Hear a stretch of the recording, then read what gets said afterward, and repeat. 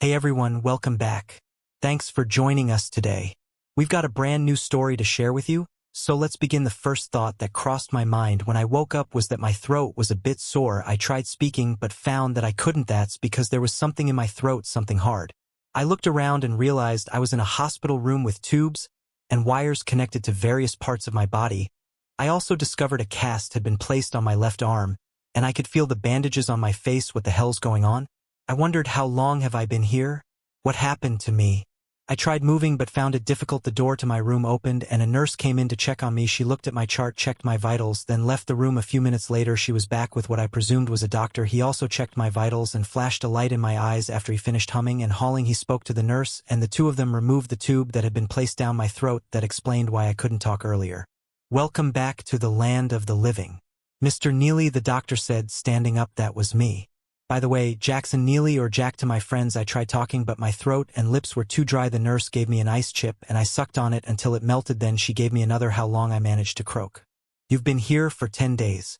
Mr. Neely, the doctor said, you had some swelling on your brain and we put you in a coma to let your head heal. You took quite a blow to the head. You also suffered a broken arm. He turned to the nurse. Why don't you call Mrs. Neely and let her know her husband is awake? I shook my head when he said that. No, I told him. He looked at me concerned. Why not? She's the reason I'm here, I said as I sucked on another ice chip. I see, the doctor said. Next we should contact the police. Then I nodded my head yes. And a divorce attorney? The doctor laughed at that. We'll get the police for you. In fact, there's already been a detective asking us about you. You'll have to find your own divorce attorney though. I nodded my head thanks. Anyway, I told him. He chuckled, then ordered the nurse to take me down for x-rays. When I was wheeled back into my room, a man wearing a trench coat came in and introduced himself. Detective Mel Green, Metro PD. He said as he flashed a badge. You feeling good enough to talk for a few minutes? Yes, I replied as I took a sip of water. He sat down next to my bed, pulled out a pad and an audio recorder. He set the recorder on the tray in front of me and turned it on. I hope you don't mind if I record this. No.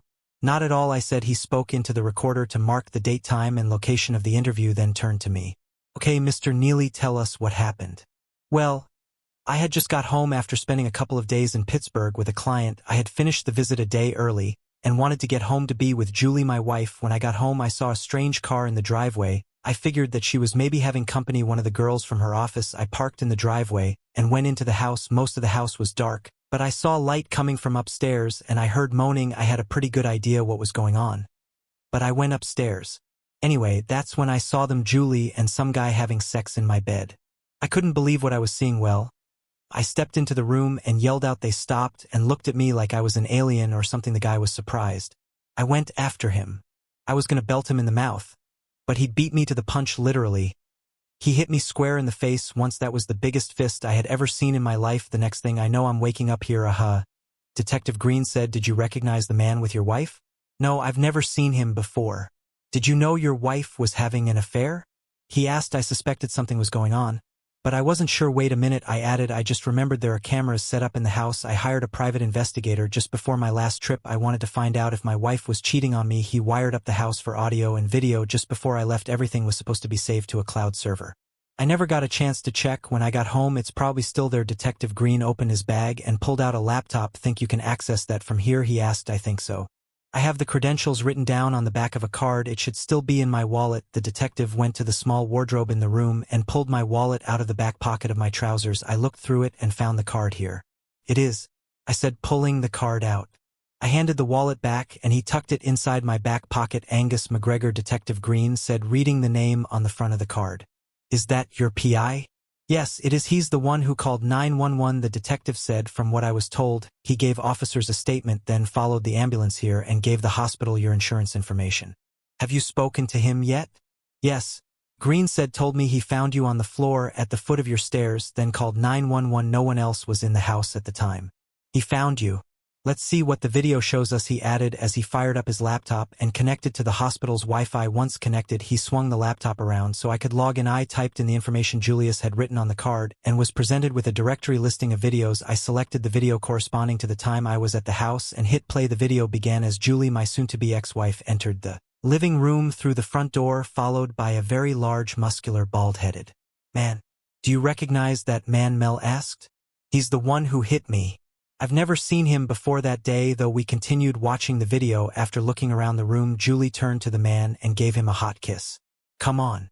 She told him, let's go upstairs and finalize our deal. The big man sneered. Let's do it, he said. They walked up the stairs and the video ended shortly afterward. I remember Julie telling me the cameras were motion activated, so I went back to the directory and double-clicked on the next one in the list. That video started with Julie and the two-legged mountain walking into the bedroom. Julie walked to her side of the dresser, opened one of the drawers, and pulled out a thick envelope. She handed it to the man, who pulled out a huge wad of cash. He quickly counted it, then put it back in the envelope. Half now, half when the job is done, Julie said, just as we agreed.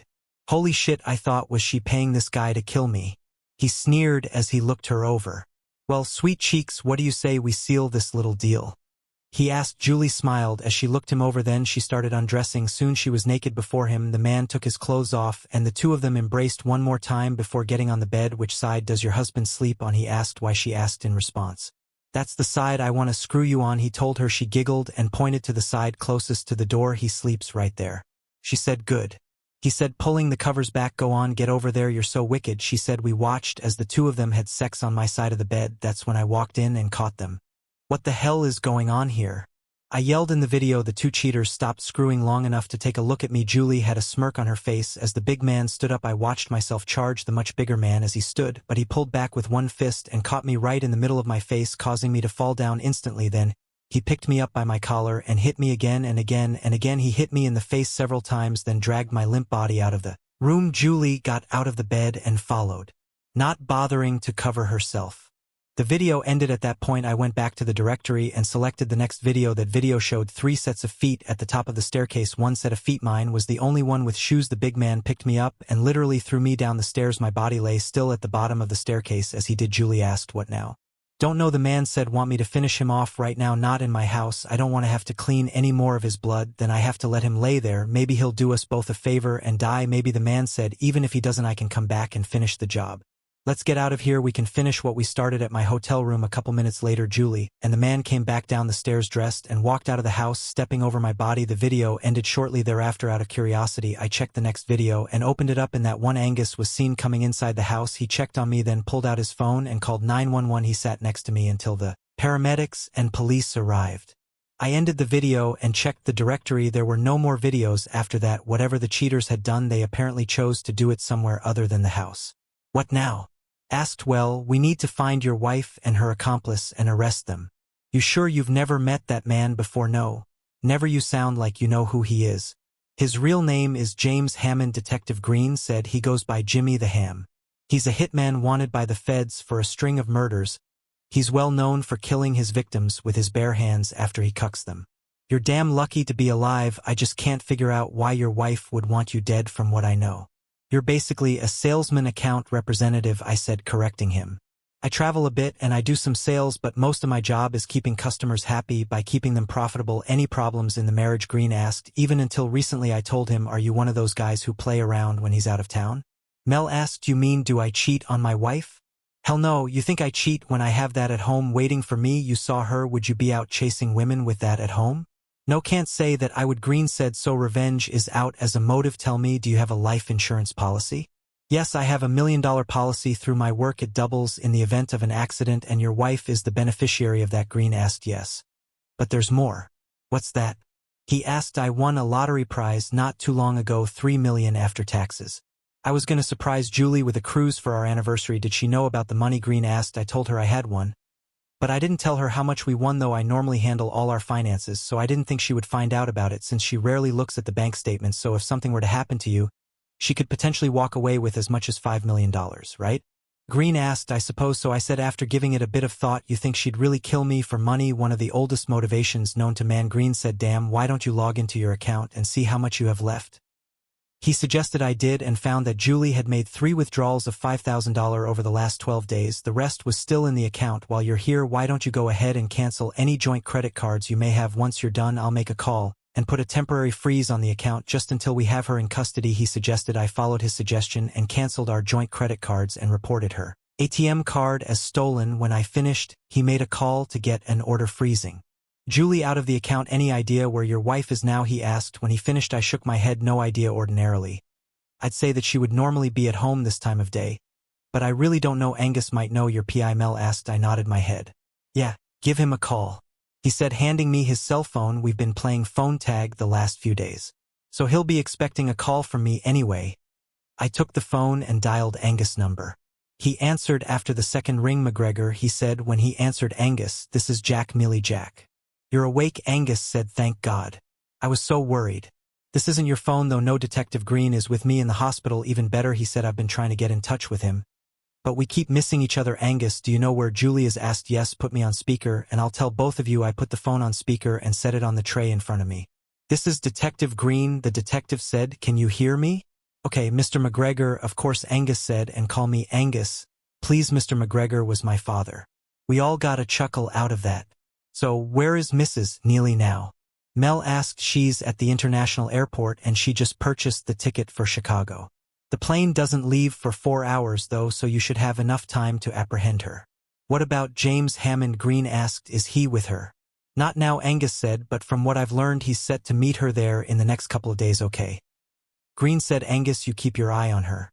I'll make a call and have her apprehended. Will do, Angus said. Before ending the call, Detective Green called his partner and instructed him to get an arrest warrant for Julie. Then he made another call and put out an APB all points bulletin for Hammond. By the time he finished, the doctor came back into the room.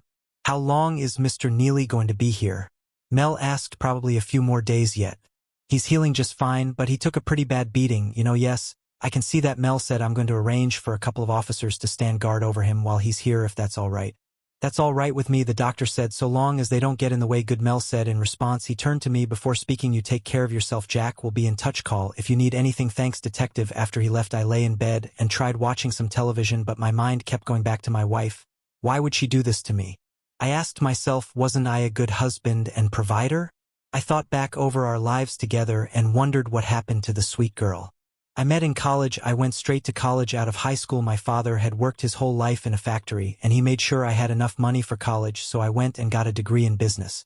That's where I met Julie Hempstead. I was smitten from the moment we first met. We dated for a couple of years, fell in love, and got married after we graduated. I went to work for a financial services company that specialized in helping small to medium-sized businesses maximize their bottom line. She got a job working for a bank downtown. She started as a teller, then worked her way into the home loan department. We both made pretty good money and bought a house about a year after we married. The first 4 years of our marriage were wonderful. We had sex almost every day of the week, twice on Saturdays and Sundays. I thought we were a happy couple living the dream. We had even started talking about having children, so why after all this time would she do this?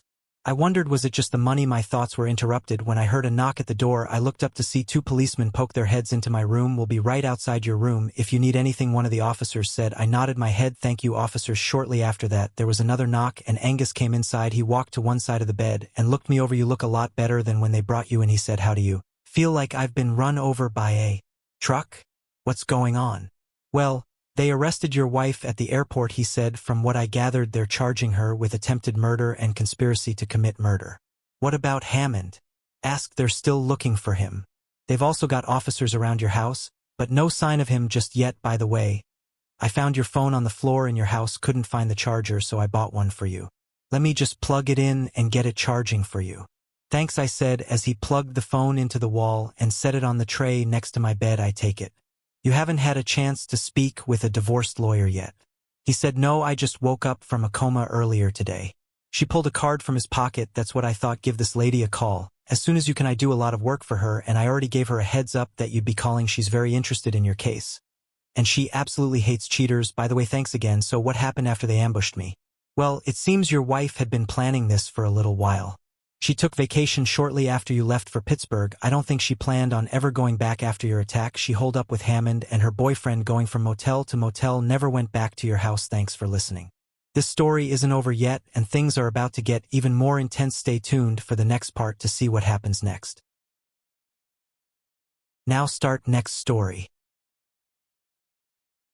Hey everyone, welcome back. Thanks for joining us for the second part of our story. Let's jump right back in. I tried getting in touch with Detective Green to let him know where they were several times, but we kept missing each other.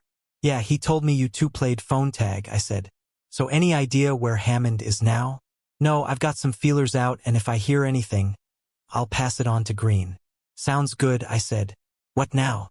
Well, there's not much left to do except catching Hammond, Angus said, and you need to get your rest and recuperate. I'll stop by and check in on you from time to time. I appreciate that, I told him. He shook my hand and left me to my thoughts. When I had a sufficient charge on my phone, I called the lawyer he recommended, Law Office of Alicia Hawkins. The receptionist said when she answered, I'd like to speak with Miss Hawkins. Please, I told her. Mrs. Jack Neely, she was recommended to me by Angus McGregor. One moment, please, the receptionist said in her cheery voice. A few moments later, I heard another woman's voice come on the line. Alicia Hawkins, is this Mr. Neely? Yes. I got your name and number from Angus McGregor. He suggested I call you. Yes, Mr. McGregor told me about your situation, she said. I have been expecting your call. I understand you're in the hospital right now. Yes, I am. So it's a bit difficult to get around at the moment and there's a hitman out after me as well. I said, that's what I heard, she said. Tell you what, Mr. Neely, I'm about ready to call it a day here at the office. Why don't I come visit you there? Would that be all right? Wow, I thought, a lawyer who does house calls, that would be terrific. Excellent, I'll be there shortly. Alicia showed up with her briefcase about an hour later, and we spent the next hour going over the particulars of my divorce. Although the state we live in is a no-fault state, divorces could be granted on grounds like adultery or cruelty. Alicia said she would drop the papers citing adultery and extreme cruelty, especially since Julie hired a hitman to kill me, cheated on me with him, then left me on the floor of my house for dead. Having her in jail would go a long way to helping me get what I wanted in the divorce, which was almost everything. She was putting her things back in her briefcase when Mel knocked on the door and stuck his head inside. He smiled and came into the room after I waved him in. Good afternoon, Detective Green, Alicia said with a smile. Miss Hawkins, I'm not interrupting anything, am I? Not at all. We were just finishing up. Do you have an update for us? As a matter of fact, I do, he said as he sat down. Well, I asked. Your wife confessed to everything, he said. Said she hired him and to have you killed and to make it look like an accident. Why? I asked. Money and lust. She said she started having an affair with a coworker, fella named Sylvester Johnson. You know him? No, I don't, I said. Turns out Johnson is Hammond's nephew, he said. Her wife and Johnson wanted to run off and go to Hawaii but couldn't afford to do it. She looked at your account, saw your lottery winnings and figured that would be her ticket to paradise. Figured between that and your insurance payout, she walked away with $4 or $5 million. Not the first time I've seen that happen, probably won't be the last. DA is going for the maximum penalty, life in prison without parole. He's also going to recommend she be held in custody without bail. Just since she was caught trying to flee the city, she could be seen as a flight risk. So Johnson is the one who hooked her up with Hammond? I asked. That what she says Mel told me. We've apprehended Johnson and I'll be speaking with him later. If what she says holds up, we'll be charging him as well. What about Hammond? I asked. We're still looking for him. We've got just about every officer in the county after him right now. Until we have him behind bars, we'll keep a guard on your door and we've got patrols going by your house. I shook my head in disbelief. I just don't get it, I said. She never gave any hint that she wasn't happy. Why now? Who knows? Mel said. People will sometimes do crazy things when there's money involved. So how much longer are you going to be in here? Doc says a few more days, I said. He wants to make sure everything is healing up all right. That sounds wise, Mel said. Well, I'll get out of your hair for now. If anything happens, I'll keep you in the loop. Thanks, Detective. My pleasure, he responded, standing up. Miss Hawkins, good to see you again. Good to see you too, Detective Green, she said with a smile. After he left the room, I looked at Alicia. I take it you know him, I asked. Yes, I represented him in his divorce, she said. So, I'll get this worked up and have your wife served in jail. Let me get you a check for your retainer. Would you mind grabbing my wallet out of my trousers, please? Not at all, retrieving my wallet. I have a habit of keeping a blank check in my wallet for emergencies, so I pulled it out and wrote it for the amount she requested. She smiled that she accepted the check, then placed it in her briefcase. We'll be in touch, Jack, she said as she stood up. Good luck to you. Thank you for your help, I said. I watched her walk out the door, then turned my attention back to the television. All good things must come to an end, the thing goes. After a couple weeks, the doctor said I had healed enough to go home. In that time, I received several visitors, friends and colleagues from work, Angus and Detective Green, who kept me in the loop about the case against Julie and the ongoing manhunt for Hammond. Mel told me Sylvester had been charged with conspiracy to commit murder. Julie was served divorce papers while in jail and decided to accept the end of our marriage without a fight. Alicia told me she signed the papers without any argument whatsoever, which surprised me. In 60 days I would be a free man, she said. I got the house and all of our assets. Julie would be allowed to keep her car, clothes, and personal items. I called her parents and they arranged to pick everything up. What they did with it after that, their business. Angus picked me up from the hospital and took me home. Just curious, do you have a gun? Just an old shotgun my dad gave me when I was 17. I said it was a present for my birthday and my dad would take me out shooting trap and skeet. Those were some of my happiest memories. I still had the shotgun, but I hadn't fired it in quite a while.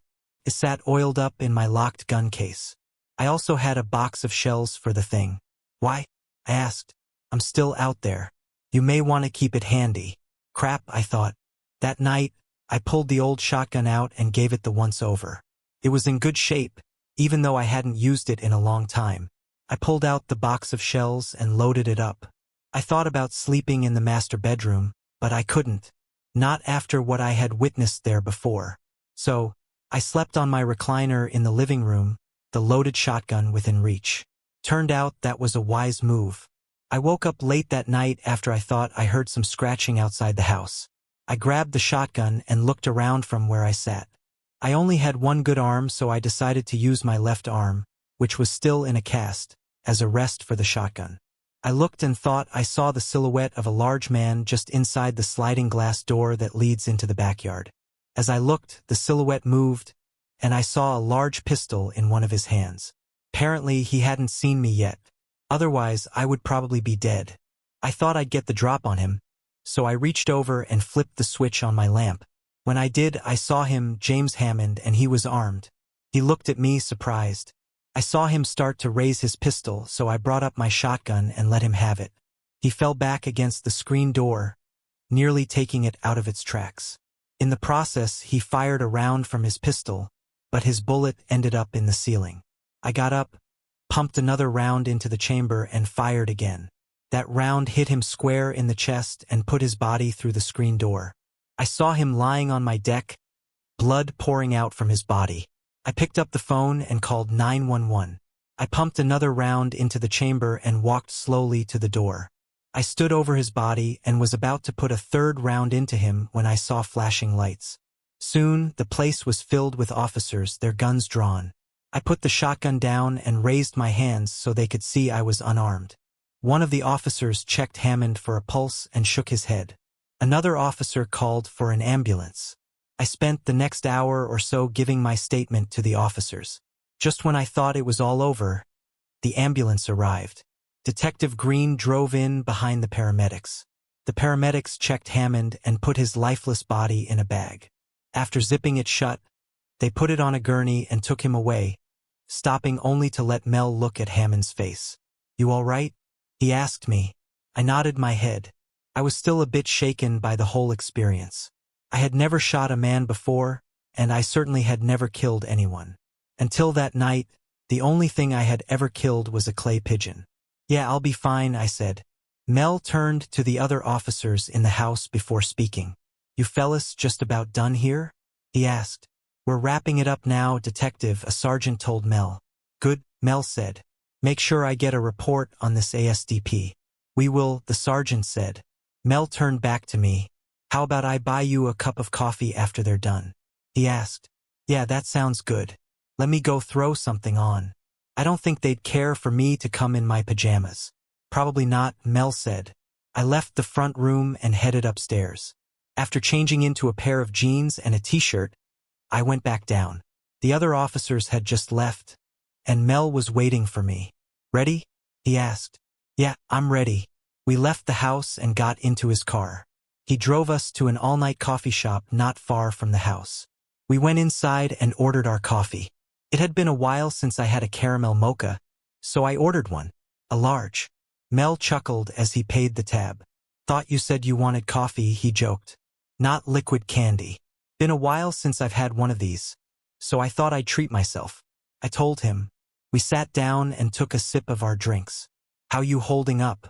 He asked. I am okay, I guess, I said. Never shot anyone before. I know how you feel, Jack, he said. Do you ever kill anyone? Yeah, the first time it happened. I nearly threw up. I was just a rookie cop right out of the academy. Hadn't been on the beat for a whole month. Like you, I knew it was either him or me, and I was determined that it wouldn't be me put into a body bag. And you had the benefit of training, I said. Yeah, well, I don't think you can ever truly train anyone to handle something like that, he said. You got lucky. You know that, don't you? Hammond was a trained killer. Yeah, I said quietly. I know. Well, the important thing is that you're alive and he's not, Mel said. Fortunately for you, we have castle laws in this state, so you won't be prosecuted. Thank goodness for that. Mel smiled as he chuckled. He pulled a card out of his pocket and handed it to me. I read the name on the card, Dr. Rose Carlson. I think you should give her a call, Mel said. She's the best counselor in the business. If anyone can help you get through all this, she can. Thanks. I'll do that, I told him, putting the card in my shirt pocket. We sat for a while, drinking coffee while talking about various things, fishing, football, general guy stuff. After we finished our drinks, Mel looked at his watch. I got to get back to work, he said. You ready to head out? I'm ready, I told him. He threw our empty cups in the trash and left the coffee shop. He dropped me off at my house and wished me well. Don't forget to call Dr. Carlson. I'll be in touch. Thanks again, Detective Green, I told him. I watched him drive away, then went back into my house. I tried to get some sleep but was unable to. Finally, about 7:30 a.m., I got up, showered, and ate some breakfast. I decided there was one thing left for me to do. After making a call, I went to the county jail where Julie was being held. I sat in the visiting area and watched as Julie was brought out. She looked tired, and the orange jumpsuit she wore didn't do much for her at all. She sat in the chair across from me and picked up the phone on her side of the plexiglass partition between us. I picked up the phone on my side. Hello, Julie, I said. Hello, Jack, she responded. What do you want? I signed the papers. You've got everything now. I want some answers, I told her. How long has this been going on with Sylvester? I guess you're entitled to know, she said. Not very long, maybe 2 or 3 months. Why, I asked. Was I not a good enough husband or lover? Was it something I did or said? Why would you rip out my heart like that? I don't know, she said. I guess I was taken in by his charm. I know we talked about having kids, and I was scared. I was afraid I'd get fat and ugly, and you wouldn't find me attractive anymore. That's bullshit, Julie, and you know it. That doesn't excuse what you did. There has to be something else. What is it? Was it the money? Julie looked down, sheepish, before answering. Well, I guess so, she said. Sylvester told me we could use that to run away and start fresh. Maybe take a cruise around the world. Is that why you decided to have me killed, Julie? I asked. Sylvester said he could arrange it so I would get all of the money plus your insurance, she said, without having to pay big bucks for a divorce. And he put you in touch with Hammond? I asked. She nodded her head. Did you know Hammond was Sylvester's uncle? I asked. Again, Julie nodded her head. Yes. So why screw Hammond? And in our bed? I asked. He said he'd give me a discount if I screwed him in our bed. That's when you walked in and caught us. And you just left me for dead, I said. Tears fell down Julie's cheeks as she nodded her head. Yes, she stammered. I am sorry. Hammond is dead, I told her after an awkward silence. She looked at me, shocked. What do you mean dead? She asked. He came by to finish the job you paid him to do. I killed him when he broke into the house. How? She asked. That gun my dad gave me when I was a kid. Blew his ass right back out the door. I forgot all about that shotgun, she said. She looked at me with sad eyes. I'm so sorry about everything. Do you think you can ever forgive me? I laughed out loud. Loud enough to catch the guard's attention for a moment. You've got to be shitting me, Julie, I said. No, I will never forgive you for what you did. And from what I understand, you'll have the rest of your life to think about it. I hope it was worth it to you. Goodbye, Julie. I hung the phone back up, not wanting to hear any more from her. She slowly hung her phone up and looked at me with tears in her eyes. I got up, turned around, and walked away. The next 2 months went fast. It took a while, but I finally got everything I wanted packed and out of the house. After doing some minor repairs to the place, I put it up for sale and bought a nice condo not far from my office. I was called to testify in Julie's trial as well as Sylvester's. It didn't take the jury long to find them both guilty of all charges. A week later, I was asked to address the court for Julie's sentencing. The judge thanked me for my time and sentenced Julie to life in prison without the possibility of parole. Sylvester also got a life sentence. It turned out I had a life sentence as well, but mine wasn't served in prison. Her cheating and attempt to have me murdered affected me worse than I thought it would. My body had healed, but I was a wreck emotionally. I spent the next 2 years in counseling with Dr. Carlson, who said I was suffering from a form of PTSD. I worked, came home, ate, watched television, and went to bed. I hit the gym 3 times a week and went to counseling once a week. That was my life. I couldn't even bring myself to go out or ask a woman for a date. I just didn't trust anyone. As for sex, well, let's just say I watched adult movies from time to time and got very acquainted with my right hand. Finally, Rose suggested I put my fears aside and ask someone out. I considered it for some time before I finally screwed up enough courage to take that next step, but I wondered, who should I ask out? There were quite a few women in my office who had expressed an interest in me, but I was concerned about dating coworkers. One day, I decided to heck with it and asked Rhonda, a colleague who worked in a different section of the company, out for dinner. To my amazement, she accepted. We had a great time, and I felt more relaxed with her than I originally thought I would. We didn't have sex on that first date. That happened after the 3rd date, and she rocked my world. We've been dating now for about 6 months, and things are going quite well. She's even introduced me to her parents, and we seem to get along just fine. Will I ever marry again? I don't know. One day, perhaps. For now, though, I'm just taking things one day at a time. Who knows what the future will bring? Thanks for watching. If you enjoyed this video, don't forget to like, comment, and subscribe for more stories like this. See you next time.